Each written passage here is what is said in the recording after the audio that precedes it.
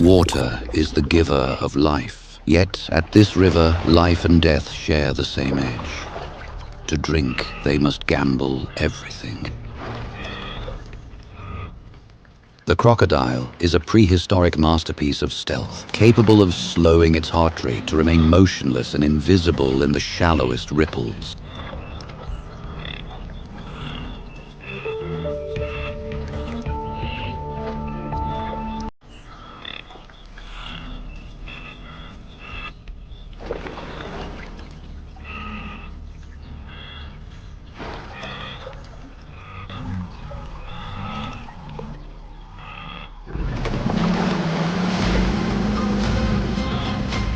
The predator has clamped onto the wildebeest's head with absolute bone-crushing intensity. The crocodile initiates its most lethal tactic, the death roll. But the roll fails to break the spirit of this half-ton bull. To lose this struggle is to end a journey of 1,000 miles in the jaws of a monster. The crocodile changes rhythm, using its powerful tail to drag the heavy prey toward the deep, suffocating center of the channel. The herd watches from the safety of the bank, frozen by the plight of their fallen comrade.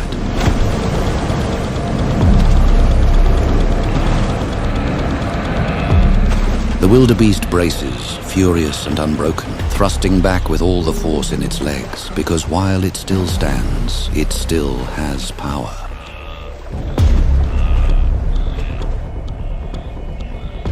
With a sudden explosive burst of adrenaline, the wildebeest heaves itself upward, hooves finding purchase on the riverbed once again.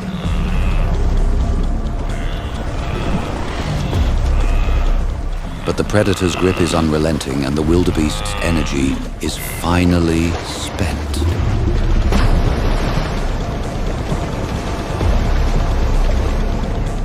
The river claims its tax.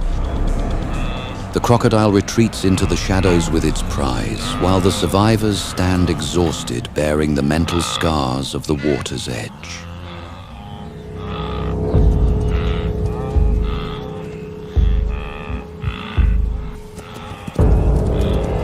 Thirst battles terror.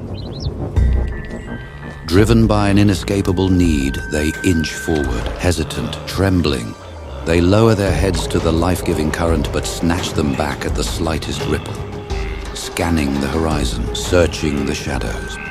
Beneath the muddy surface, armored sentinels are already waiting.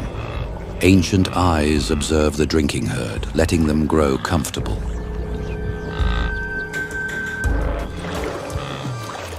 Each head dips low, each eye stays fixed on the water. They drink in silence, never fully trusting the calm.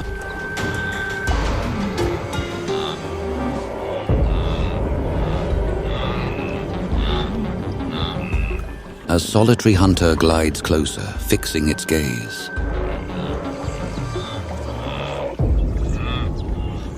The trap springs in a sudden, violent burst of water. A single slip here means the end of a bloodline, and the herd scatters free.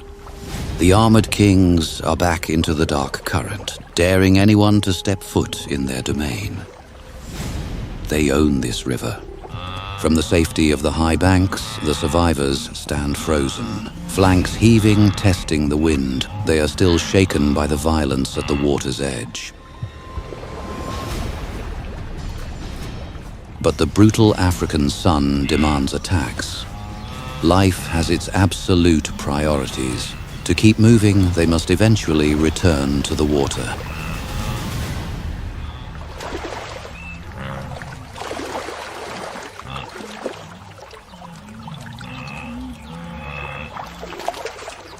They do not yet see the danger, but the river has already made its choice, and it will not miss twice. This time, the jaws find flesh.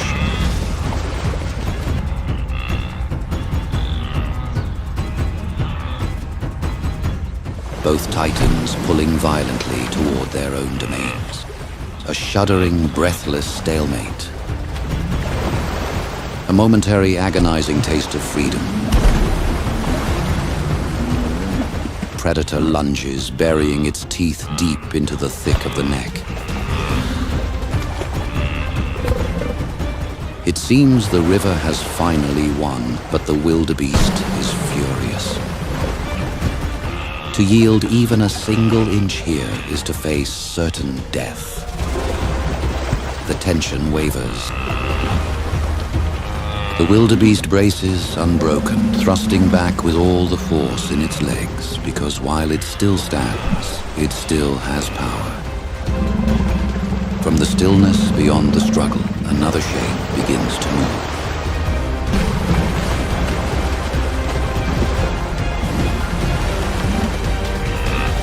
The lone crocodile cannot break this immense resolve by itself.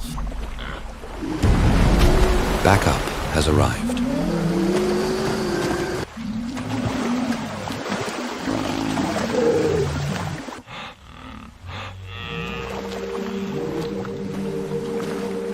In a crushing double-sided assault, the bull thrashes with the immense frantic strength of a creature that knows its own mortality.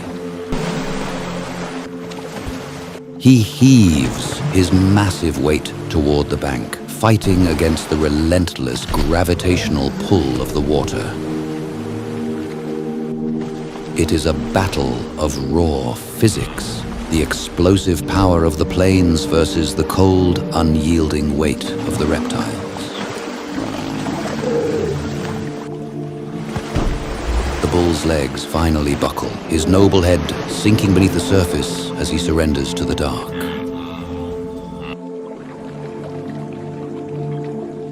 On the bank, the herd watches in haunted silence, a collective witness to the brutal vacancy in their ranks. Flesh is torn, attracting the attention of even more shadows lurking beneath the reeds.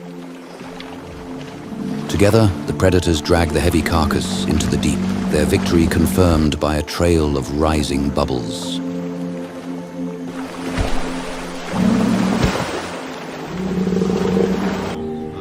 They will not drink here today. Driven by a hollow, desperate thirst, they turn their backs on the river to seek a different, safer horizon.